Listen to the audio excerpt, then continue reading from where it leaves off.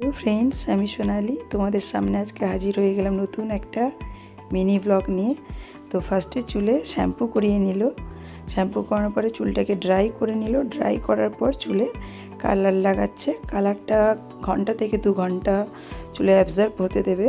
ওটা হয়ে যাওয়ার পর মাঝখানে ওটাকে ভালো করে আঙুল দিয়ে পুরো চুলটাতে ভালো করে ম্যাসাজ করাবে। ওটা ম্যাসাজ করানো হয়ে গেলে শ্যাম্পু লাগিয়ে, শ্যাম্পুটা ভালো করে চুলে লাগানো হয়ে গেলে ওটাকে ওয়াশ করে দেবে। তারপর কন্ডিশনার লাগিয়ে চুলটাকে আবারও ড্রাই করিয়ে নিচ্ছে।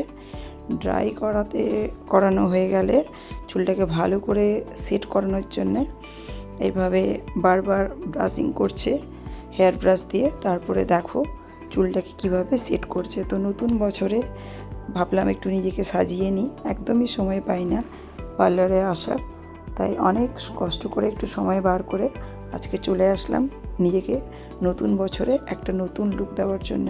তো তোমরা দেখে বলো আমাকে নতুন হেয়ারস্টাইলে নতুন লুকে কেমন দেখতে লাগছে, অবশ্যই কমেন্ট করে জানিও। Tata, by.